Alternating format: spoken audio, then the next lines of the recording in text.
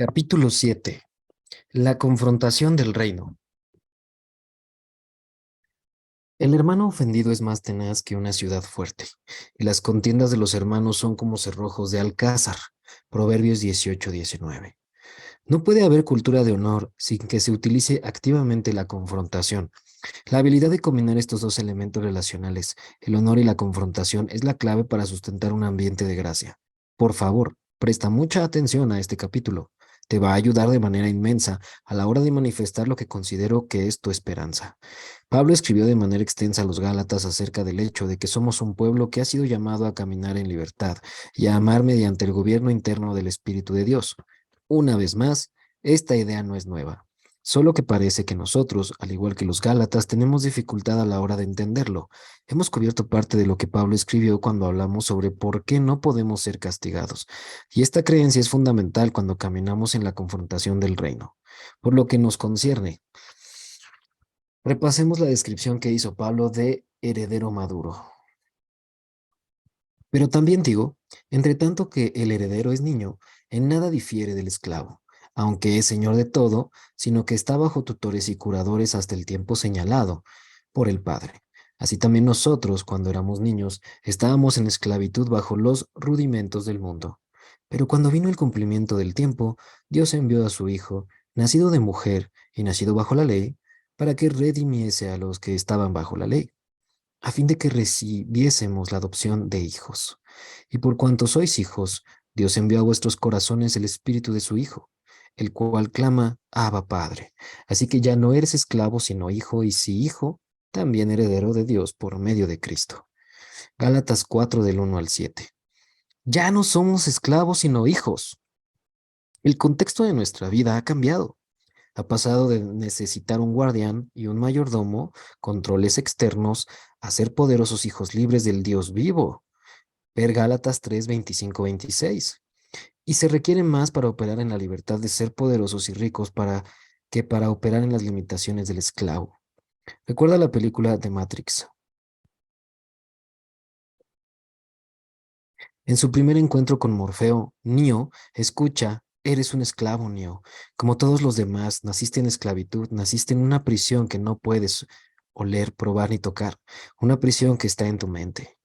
Después le ofrece a Neo ser liberado de esta prisión, la píldora roja, pero cuando Neo se despierta en el mundo real, se encuentra en una mesa de operaciones con todo tipo de cables enganchados a él. Morfeo le explica que está reconstruyendo sus músculos ya que nunca antes los había utilizado.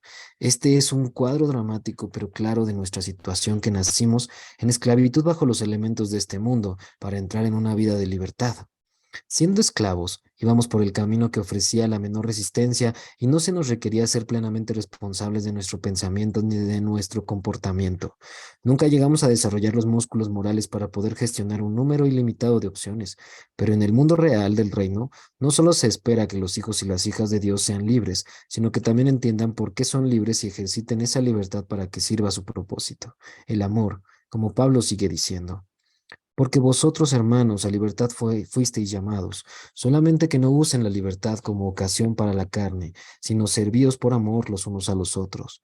Digo pues, andad en el Espíritu y no satisfajan los deseos de la carne. Gálatas 5, 13 y 16. La clave de nuestro éxito a la hora de utilizar nuestra libertad está en andar en el Espíritu. Por esta razón, si como líderes vamos a equipar a personas que pueden moverse en la libertad, nuestros métodos de liderazgo deben madurar hasta llegar a ministrar al espíritu del hombre y no solo a su comportamiento. Pablo sigue diciendo, hermanos, si alguno fuere sorprendido en alguna falta, vosotros que son espirituales, restáurenle con espíritu de mansedumbre, considerándote a ti mismo, no sea que tú también seas tentado. Gálatas 6:1. Está dando instrucciones sobre lo que se debe hacer cuando nos cruzamos con alguien que ha caído en un hoyo. En el capítulo anterior, Pablo describe a los que son guiados por el Espíritu y expresan su carácter en sus vidas. Aquí está hablando a los que son espirituales, aquellos que saben cómo manifestar el amor y el carácter de Dios, y declara que tenemos que tratar con esas situaciones en un espíritu de ternura, mansedumbre, y que es uno de los frutos de Espíritu Santo.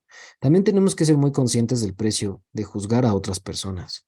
Como enseñó Jesús, El mismo juicio que declaramos sobre el pecado de otra persona será la medida utilizada para juzgarnos a nosotros. Juzgar a los demás dibuja una diana en nuestras caras que permite al enemigo volverse contra nosotros. Espíritu de ternura es una frase importante. Describe de manera específica la actitud del corazón del que está confrontando a alguien. La ternura es el término perfecto para describir la actitud que debemos tener con aquellos que han cometido errores o que han fracasado de alguna manera.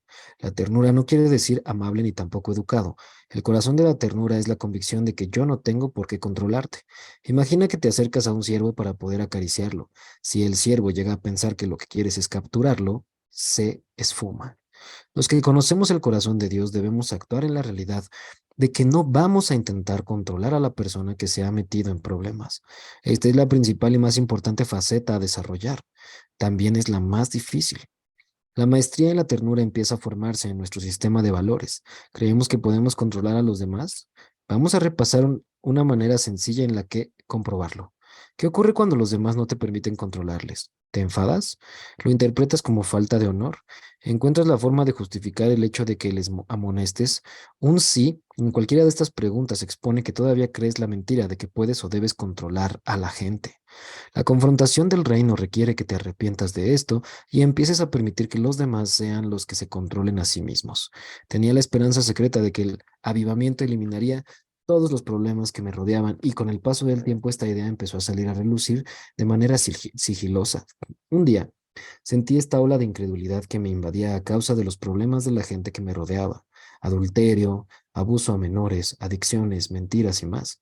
Pensé, si Dios verdaderamente está aquí y su reino viene, entonces, ¿por qué tantas personas siguen destrozando sus vidas? Esa pregunta me hizo pensar en el reino de Dios como nunca lo había hecho. ¿Es el cielo un lugar donde Dios controla todas las elecciones? ¿Qué pasa con el huerto del Edén? Ese lugar tenía opciones. Entonces me di cuenta de que el cielo también de que en el cielo también se toman malas decisiones. Tiene que haber malas opciones en el cielo porque es un lugar libre. Lucifer se encontró tomando una mala decisión. Llevo mucho tiempo oyendo a Bill decir a menudo, Bill Johnson, el pastor de Bethel, la gracia en una cultura ofrece al pecado que reside en los corazones de las personas la oportunidad de manifestarse. Cuando vivimos en un lugar de amor y aceptación y aplicamos el amor incondicional de Dios el 100% de las veces, el pecado que yace latente en las vidas de las personas o el pecado que la gente ha estado intentando esconder o con el que han estado luchando saldrá a relucir y será evidente. Creo que podemos aprender una lección acerca de la cultura de la gracia, observando la evolución que han tenido las granjas de cerdos. Los cerdos son famosos por su desorden y fetidez. Durante siglos, las granjas de cerdos eran los lugares más desagradables que había, ya que los cerdos no tienen una forma natural para quitarse el calor. Los granjeros les ponían una charca para que sus cerdos pudieran refrescarse. Estas charcas donde los cerdos estaban metidos durante la mayor parte del día se llenaba de orina y heces porque los cerdos no parecían ser capaces de encontrar el baño.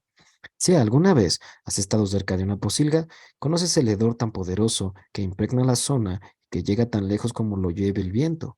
En estos lugares, la basura, la enfermedad, las bacterias y la infección se pueden encontrar en grandes cantidades. Pero recientemente alguien decidió separar a los cerdos de su porquería.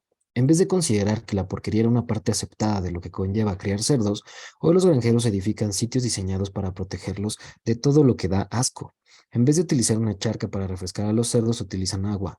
Los suelos y los lugares donde viven los cerdos tienen desagües y sistemas de drenaje que se deshacen de la basura secretada por los cerdos.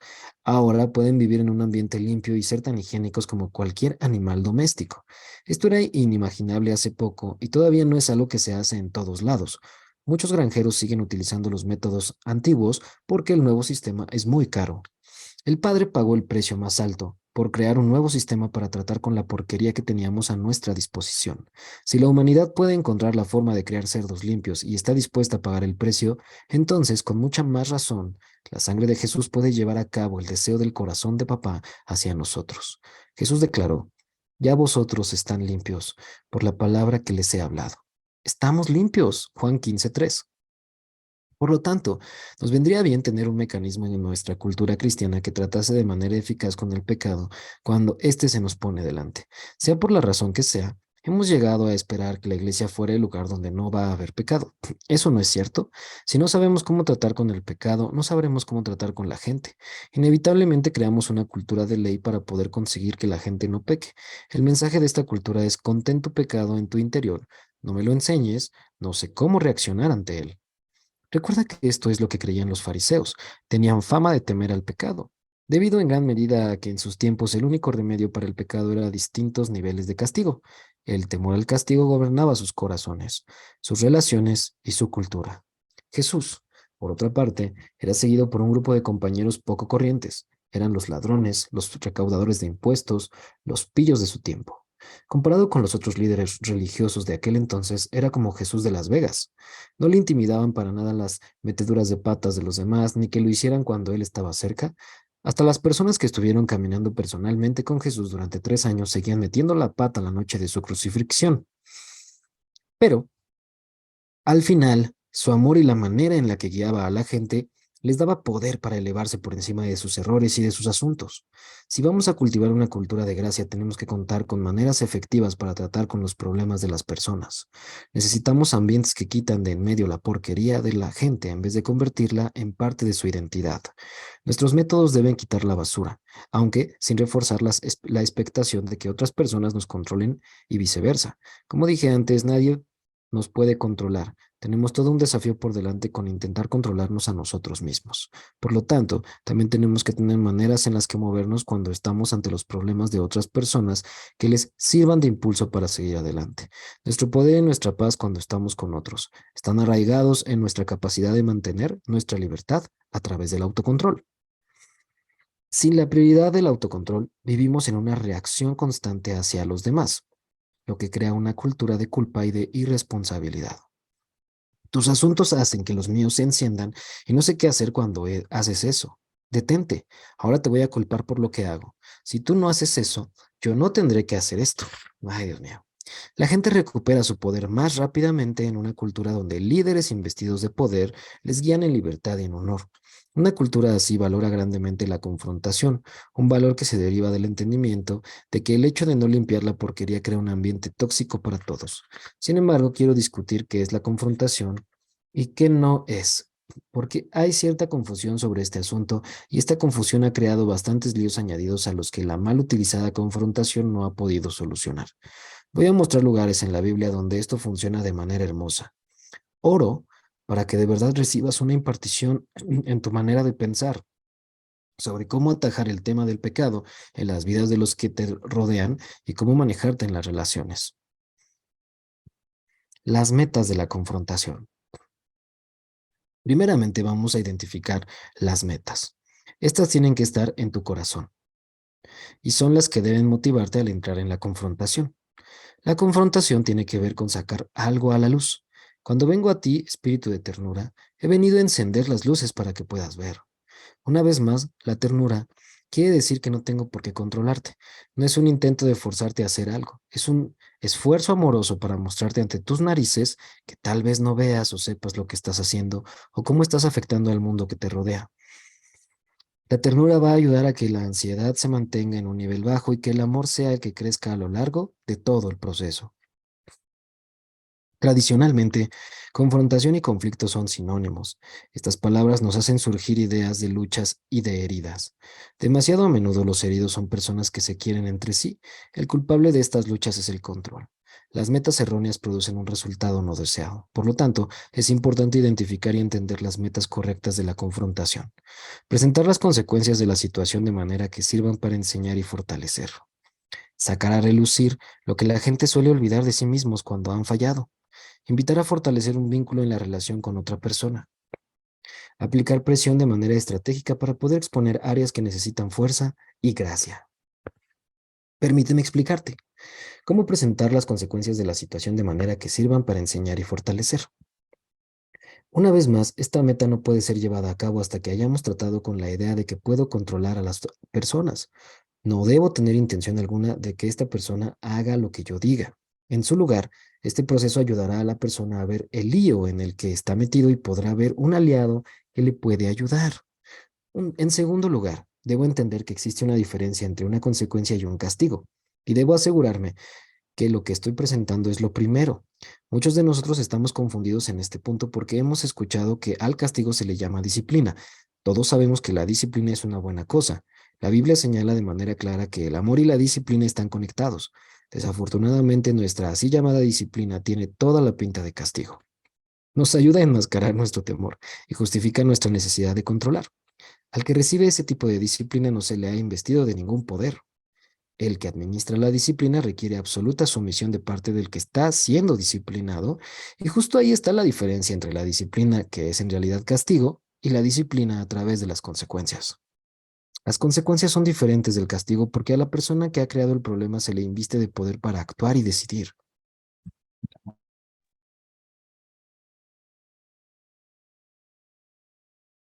El proceso de confrontación en el reino es para delegar el poder de resolver el problema, y no para dominar a alguien.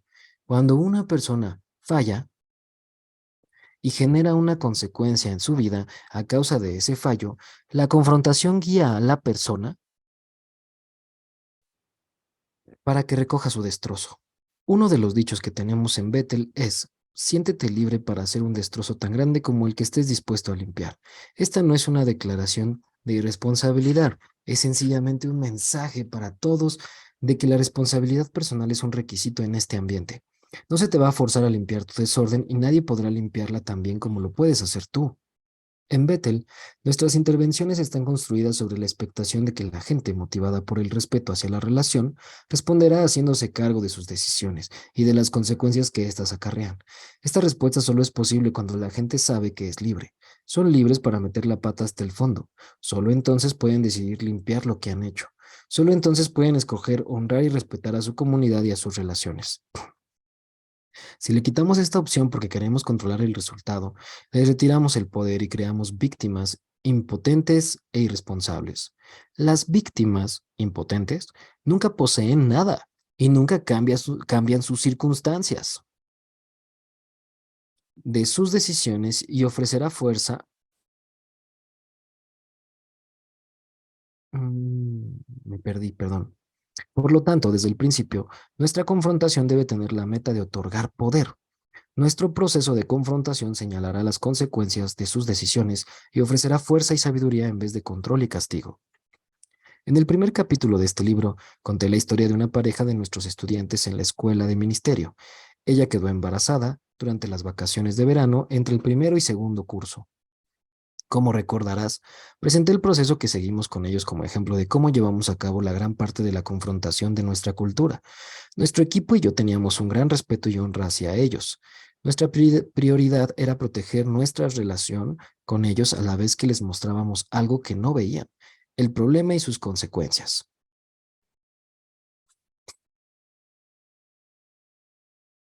A lo largo de la situación estábamos buscando y protegiendo las metas ya mencionadas. Sabíamos que el enfrentarles con la realidad iba a traerles gran revelación, sabiduría y entendimiento al ayudarles a solucionar el problema y a limpiar el jaleo que habían armado.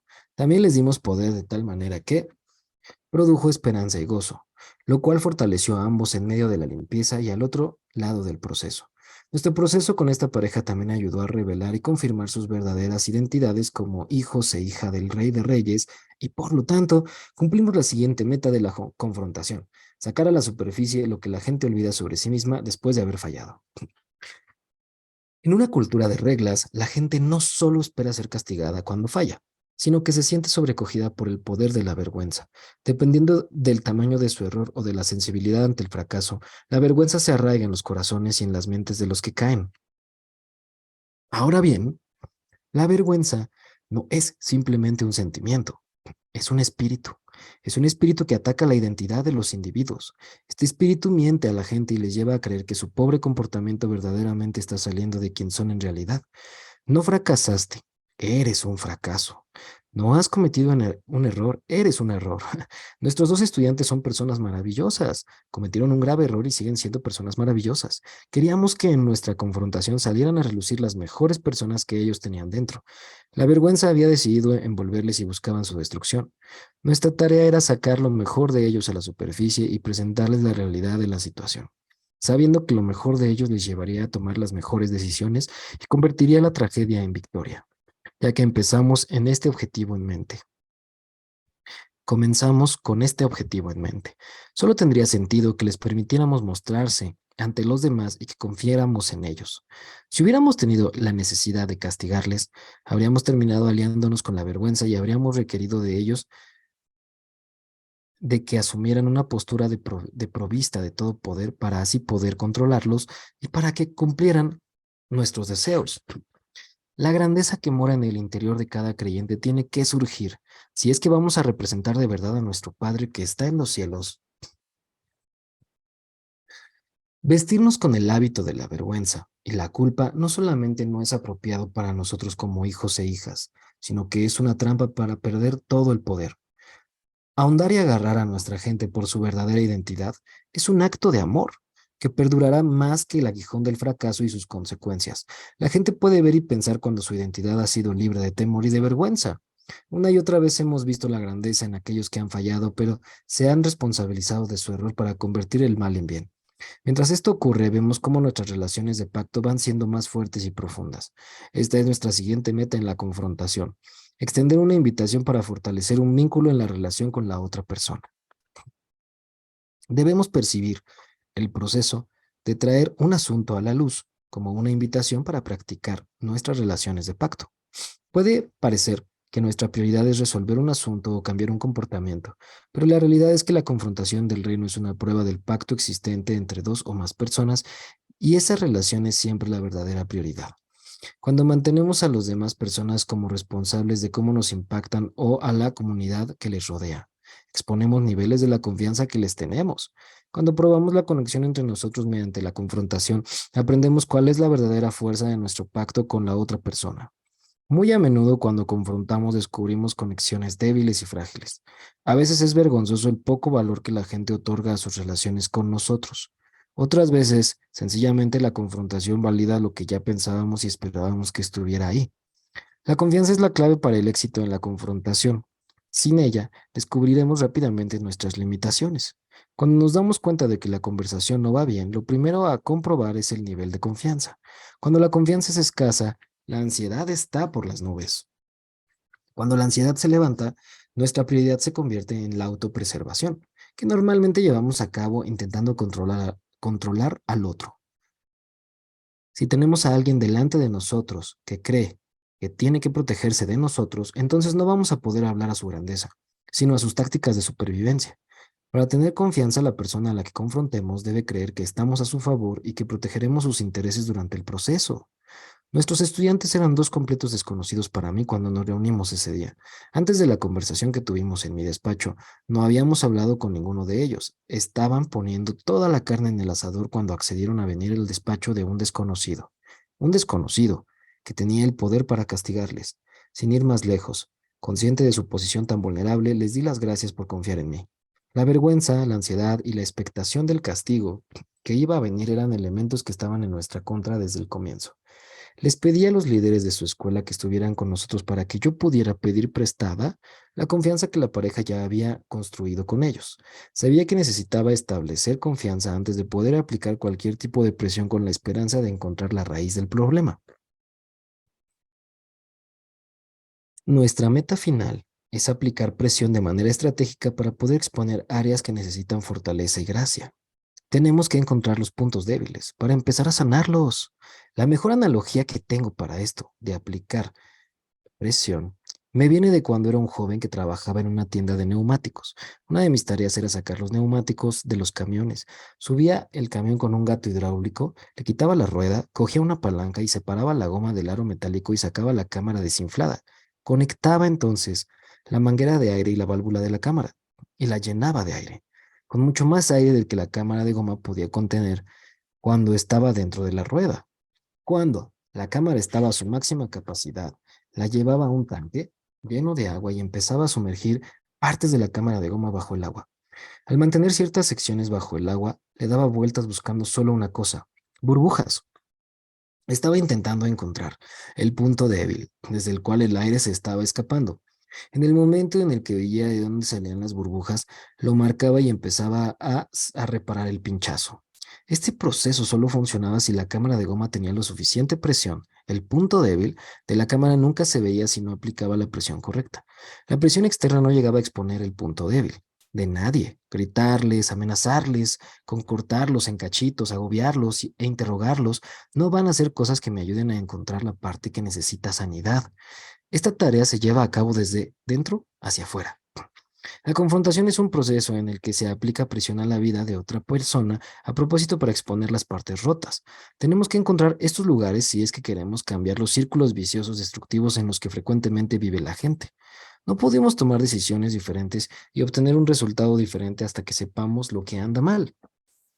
Isaías 1:18 dice, vengan ahora, vamos a resolver este asunto, dice el Señor, aunque sus pecados sean como la escarlata. Isaías 1:18.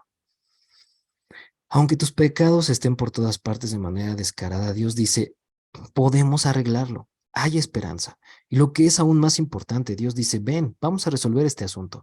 El palpitar mismo, la naturaleza y el deseo de Dios es que vengamos. En estas palabras, resolver este asunto, el Señor nos invita a mirar mutuamente a algo para corregirlo. Ven, vamos a mirar esto juntos para corregirlo. ¿Ves lo que veo yo? Espero que sí, porque hasta que no lo veas, lo que te digo no va a tener sentido para ti. Si no ves lo que estoy mirando, todo mi consejo no va a tener ningún sentido. ¿Ves lo que veo? ¿Puedes oírme? Dios no nos quiere controlar y no tiene miedo de nuestros puntos débiles. Sabe que el único momento en el que podemos cambiar es cuando somos libres para cambiar.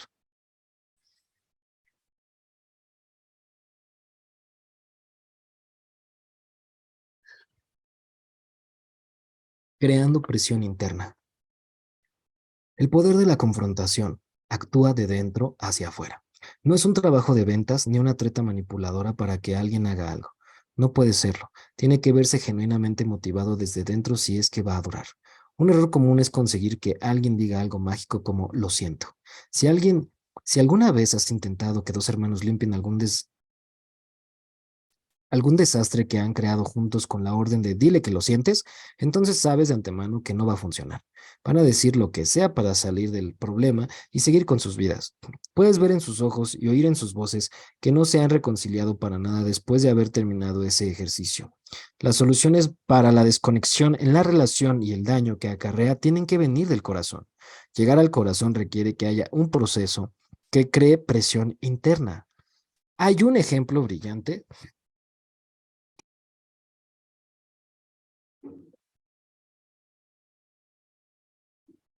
Hay un ejemplo brillante de esto mismo en el libro de Job. Job pasó un tiempo difícil en su vida. Sus bienintencionados amigos vinieron a hacerle compañía e hicieron lo posible para crear presión para Job, pero desde afuera. Cada amigo tenía un punto de vista que le daba en forma de disertación. Sus dolorosas conjeturas sobre lo que podía ser el problema tan solo añadían un sentimiento de impotencia y de dolor a la situación de Job. Aunque sus amigos hacían todo lo que podían para ayudar, solo empeoraban las cosas con cada uno de los diálogos. Finalmente, en el capítulo 38, el Señor se presenta. Si alguien tenía una revelación profética o una palabra de conocimiento sobre cuál era exactamente el problema, era Dios mismo. Ciertamente, si alguien podía hacer esto bien, iba a ser el omnisciente, pero el que todo lo sabe, hizo algo diferente. Entonces respondió Jehová a Job desde un torbellino y dijo, ¿quién es ese que oscurece el consejo con palabras sin sabiduría? Ahora ciñe como varón tus lomos. Yo te preguntaré y tú me contestarás. Job 38 del 1 al 3. Dios comenzó su intervención en esta situación exhortando a la pandilla de conjeturadores. ¿Quién es ese que oscurece el consejo con palabras sin sabiduría? En esencia, Dios se manifiesta y dice silencio. Todo el mundo a callar. Después continuó con el secreto de crear presión interna. Yo te preguntaré y tú me contestarás. Un genio absoluto. El proceso de hacer grandes preguntas es el que enciende la máquina de combustión en los humanos. Es un proceso que evita que las defensas naturales salten como cuando la gente intenta controlarnos. La gente percibe la trampa en las preguntas que se hacen con la intención de controlarles. La mayoría tenemos experiencias con la autoridad en las que intentaban que respondiéramos preguntas de la forma apropiada. Este proceso de confrontación crea temor y elimina lo que puede ocurrir cuando la gente se siente libre. Las grandes preguntas dan comienzo al viaje interior que lleva a la gente a tener un encuentro con la verdad. Dios avisa a Job de que este proceso le va a probar hasta lo más íntimo. Ciñe como varón tus lomos. Viniendo del Rey de Gloria, este comentario haría que cualquiera perdiera el control de sus funciones fisiológicas. Pero este es el proceso de la confrontación del reino. Hace un tiempo mi esposa y yo fuimos a un rodeo con algunos amigos. Teníamos los mejores asientos del lugar. Está genial esto de tener amigos ricos. Nos sentamos al lado de la cabina donde estaba el comentarista. Podía mirar por la barandilla y ver a los jinetes debajo de donde yo estaba. Observé a uno de estos vaqueros mientras se estiraba. Colocó la pierna sobre la valla como lo haría una bailarina de ballet o un gimnasta. La bota le llegaba por encima de la cabeza. Fue en ese punto cuando me di cuenta de que estos tipos eran atletas. Me imagino que nunca lo habían considerado de esta manera. Se estaban preparando como hombres. Sabían lo que estaba a punto de ocurrir. ¡Wow! Estaban a punto de meterse en el torbellino. Dios dijo, allá vamos, prepárate como hombre. Voy a hacerte preguntas y me las vas a responder. En tu interior hay cosas buenas, Job, y las voy a sacar a la luz. Así es como Dios trata a alguien que ama. Este es el tipo de confrontación que trae libertad. Dios aplicó presión, pero lo hizo en el espíritu de ternura, ya que con sus preguntas estaban lanzando claramente el mensaje de que no necesitaba controlar a Job. Protegía la oportunidad para que Job descubriera lo que verdaderamente había en su interior, al invitarle a involucrar su voluntad en el proceso. Una y otra vez vemos a Jesús demostrando este proceso. Preguntó a un hombre que obviamente estaba ciego, que su nombre de pila era ciego, ciego Bartimeo, ¿qué quieres que te haga? Marcos 10:51. Y por supuesto el ciego Bartimeo respondió, que recobre la vista. ¿Por qué le hizo el Señor una pregunta tan obvia? ¿O por qué cuando se acercó al paralítico en el estanque de Betesda, que había estado durante 18 años esperando pillar el ángel cuando removiese el agua, le preguntó, ¿quieres ser sano? En Juan 5:6. ¿Por qué el hombre, cuyo ministerio de sanidad tenía un 100% de éxito, se paraba y hacía preguntas que tenía una respuesta aparentemente obvia? Aquí es donde reside el poder de la presión interna. Jesús sabía y practicaba el hecho de que el hombre había nacido para ser libre. Si no tenemos el poder para escoger, entonces jamás seremos responsables de nuestra decisión. Dios juega de acuerdo con sus propias reglas y diseño. Honra la manera en la que nos creó. En su presencia hay libertad. Libertad para pensar, para decidir y para ser dueños de nuestras propias vidas. Jesús se paró e hizo estas preguntas a estos hombres porque hay una línea de demarcación y representa donde termina una vida y comienza otra. Si creemos que podemos controlar a los demás o que deberíamos demostrar nuestro gran amor, entonces no hay línea. Tu vida me pertenece cuando quiero algo de ti, pero si voy a honrar tu vida y tu dominio propio, entonces debe haber una línea donde yo paro y tú empiezas. La práctica de tener límites sanos entre la gente es un tema que se ha discutido en otros libros, por lo que no me meteré en eso aquí. Pero quiero enfatizar el lugar crucial que tienen los límites a la hora de dar poder a otras personas durante una confrontación. Las grandes preguntas nos sirven para obtener un gran número de beneficios cuando nos embarcamos en una confrontación con miras al éxito. Estos beneficios incluyen las metas de las que ya hemos hablado. 1. Estimulan a ponerse en los zapatos del individuo que tiene el problema. 2. Permiten que la persona tenga la oportunidad de ser el que más piense desde dentro hacia afuera sobre el problema. 3. Ayudan a la persona a sacar de su propia grandeza y a exponer esa grandeza durante la confrontación. 4. Recuerdan a la persona las cosas que suele olvidar cuando ha fracasado. 5. Demuestran la relación de pacto existente entre las dos partes. 6. Permiten que el que confronta siga siendo un aliado. ¿Quién es confrontable? En Génesis 18 hay una gran historia sobre dos amigos. Es la historia de Abraham y Dios. Es un ejemplo absolutamente sorprendente de que Dios es una persona real, no es una perfección cósmica que no me necesita para nada ni me tolera. No es el gran jefe de arriba, que o se sale con la suya o alguien muere. Observa esto. Y los varones se levantaron de allí y miraron hacia Sodoma, y Abraham iba con ellos acompañándolos. Y Jehová dijo, ¿encubriré yo a Abraham lo que voy a hacer? Habiendo de ser Abraham una nación grande y fuerte, y habiendo de ser benditas en él todas las naciones de la tierra. Génesis 18, del 16 al 18. Dios estaba a punto de destruir Sodoma, pero primero iba a consultar con su amigo Abraham, que tal vez tenía algo que decir. Dios le dijo que el clamor contra Sodoma era grande y que debía hacer algo al respecto. Abraham se quedó sin palabras. ¿Su respuesta? Y se acercó a Abraham y dijo, ¿destruirás también al justo con el impío? Después Abraham siguió diciendo unas preguntas. Quizá haya 50 justos dentro de la ciudad. ¿Destruirás también y no perdonarás al lugar por amor a los 50 justos que estén dentro de él? Lejos de ti el hacer tal. que hagas morir al justo con el impío, y que sea el justo tratado como el impío. Nunca tal hagas. ¿El juez de toda la tierra no ha de hacer lo que es justo? Génesis 18 del 23 al 25. Dios se quedó ahí, siendo confrontado por Abraham, y respondió, sí, tienes razón. Salvaría a la ciudad si hubiera 50 hombres justos. Esto es profundo. Dios es confrontable. Es poco común porque nosotros vemos el liderazgo como algo inconfrontable. Lo normal es que interpretemos la confrontación con líderes como falta de honor. En vista de la respuesta de Dios, Abraham continúa, como si estuviese en una subasta. Abraham iba reduciendo el tamaño del grupo para que Dios tuviera misericordia de la ciudad. 40, 30, 20, 10. Hizo un par de preguntas y aclaró que no quería ser irrespetuoso. Al final, y Jehová se fue. Luego que acabó de hablar Abraham, y Abraham volvió a su lugar. Génesis 18:33. Abraham confiaba en Dios y Dios confiaba en Abraham. Si Dios está dispuesto a ser confrontado por el hombre, esta pregunta se hace necesaria. ¿Quién está por encima de la confrontación? Un ambiente seguro o se llena de gente libre y poderosa o pronto se convertirá en un sitio inseguro, controlado por los que piensan que tienen todo el poder. El ingrediente clave es la confianza. Si tú sabes que te valoro mucho, entonces apreciarás lo que yo tenga que aportarte. Si confías en que lo que más me importa es que te vaya bien, entonces podremos construir una relación de pacto mucho más profunda mediante la confrontación.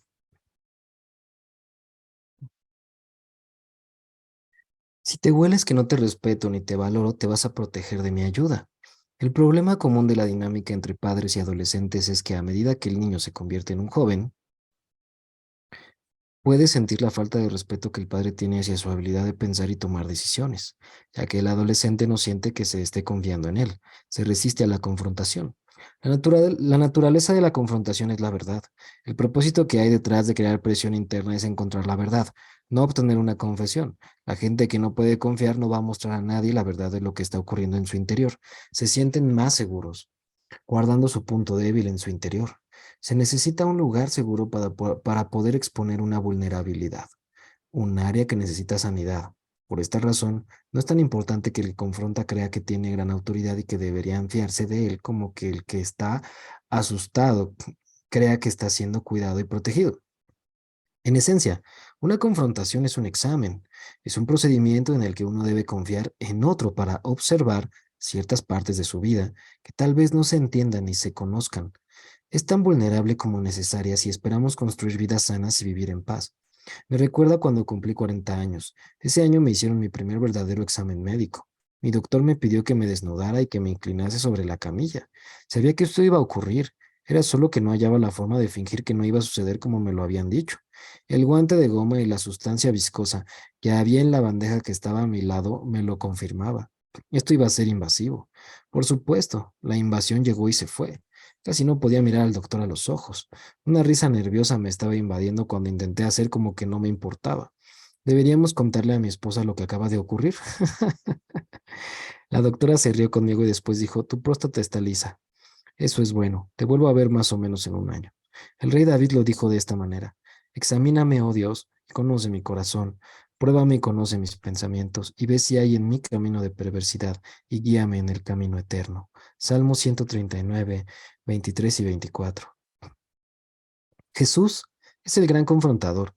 No es una coincidencia que no tuviera miedo cuando estaba ante los errores de la gente ni cuando les tenía que confrontar con una invasión de amorosa verdad. Fuera a sus discípulos, el joven rico, la mujer samaritana, podía ayudar mejor que nadie a que la gente identificase lo que le estaba pasando por debajo de la superficie. Y, a la vez, los niños venían corriendo a él porque era un lugar seguro. Los niños identifican de forma natural a las personas que son seguras. Una de las claves de la maestría de Jesús en la confrontación es que sus contactos con la gente estaban motivados por la compasión. Recuerdo que Bill Johnson dice, si no te duele confrontar a la persona, seguramente tienes una actitud equivocada. La confrontación y el otorgar poder van unidos de la mano en la cultura de honor y la misericordia.